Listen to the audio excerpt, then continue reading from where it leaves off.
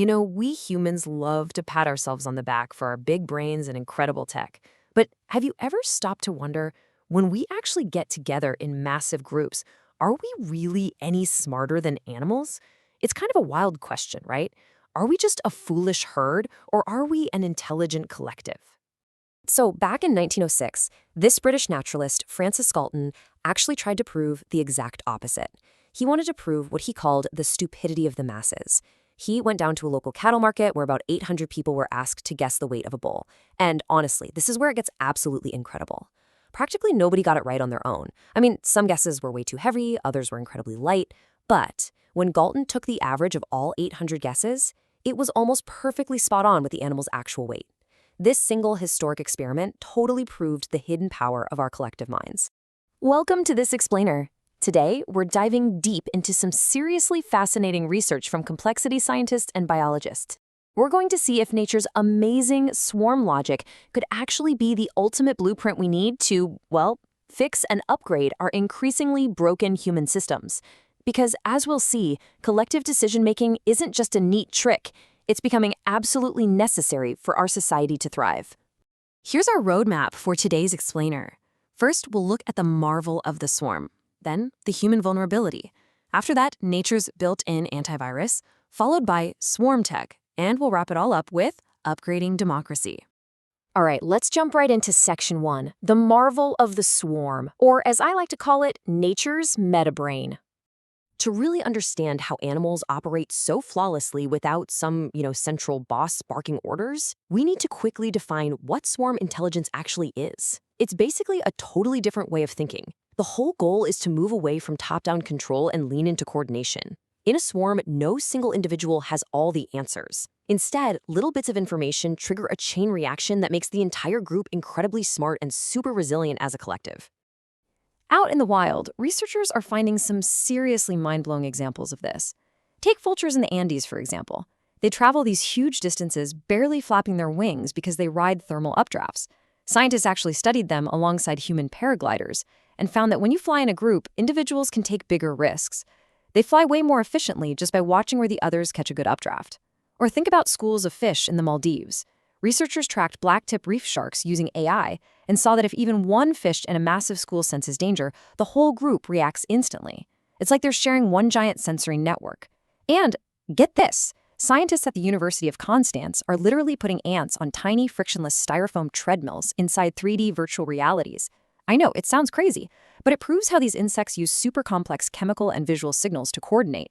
It's just genuine emergent intelligence in action. Moving on to section 2, the human vulnerability, from social sense to swarm stupidity. Now, we humans actually have a pretty great social sense when it comes to our immediate day-to-day environments. We generally know who our friends are and what kind of values they hold.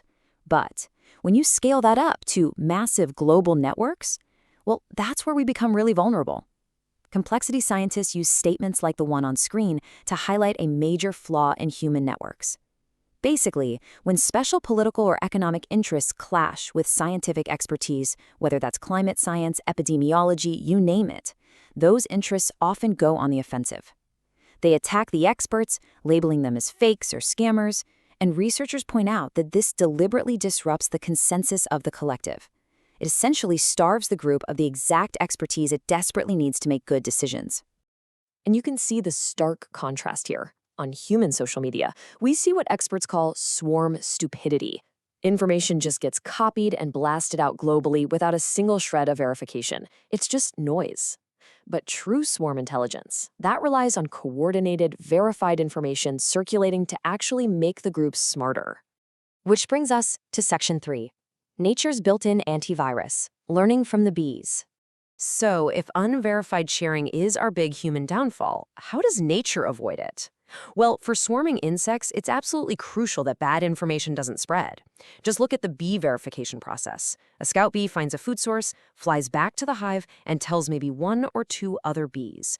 But, and this is the key part, those new bees don't just start dancing and telling everyone else. No, they physically fly out to verify the food source for themselves. They go check it out. Only if that info is successfully confirmed, do they come back and pass it on.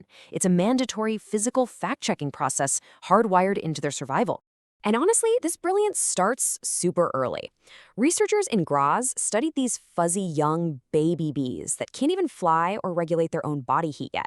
But without any leader bossing them around, they just move randomly, kind of bumping into each other, until they dynamically huddle up in the absolute warmest spot available. Scientists thought this was so cool that they programmed tiny, cute, autonomous robots to do the exact same thing. And sure enough, the robot swarms successfully found the warmest, brightest spots all on their own. But my absolute favorite detail? There was always one robot outlier that completely ignored the rest of the crowd.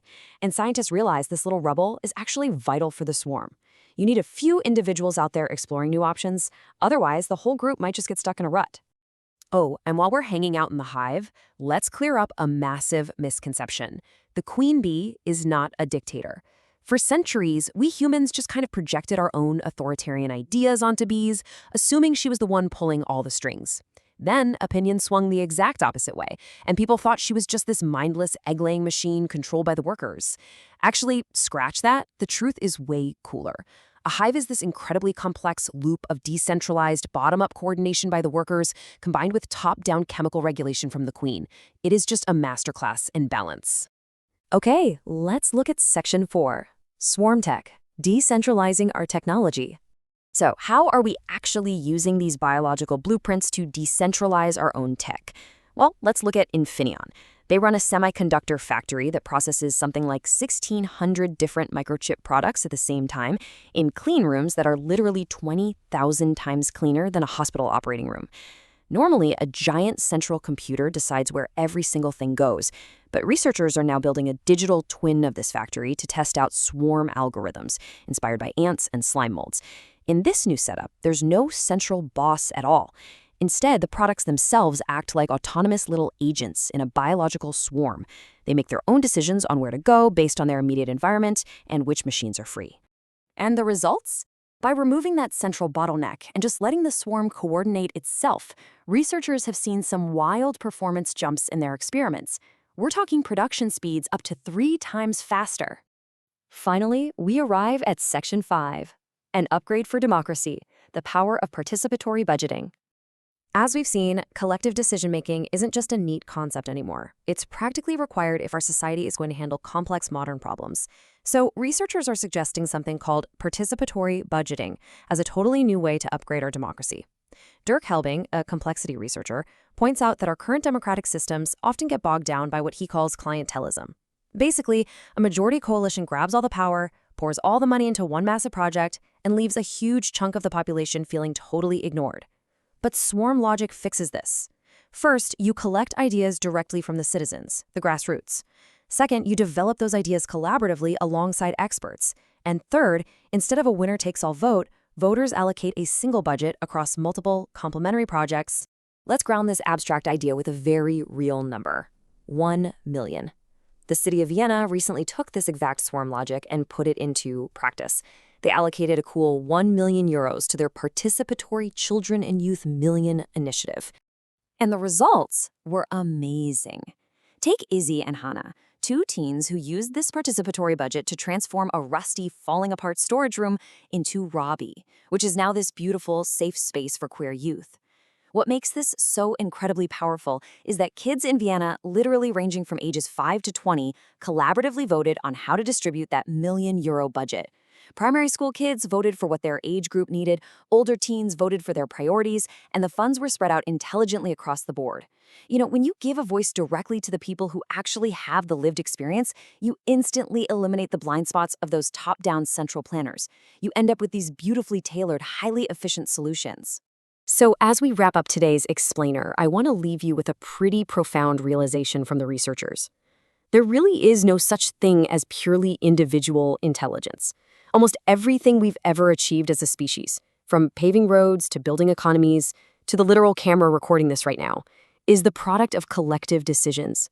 The logic of the many inherently creates groups that are just vastly more resilient and intelligent than any one person could ever be. We have the toolkit right in front of us, you guys. We can see how the bees verify their facts, how birds share the risks of flight, and how participatory budgets empower local communities. So the final question I want to leave you with today is this. If the logic of the many genuinely makes us more resilient, are you ready to trust the swarm? Think about how you might bring a little of this coordination into your own life. Thanks so much for exploring this with me today. Keep questioning, keep learning, and as always, keep looking to the collective.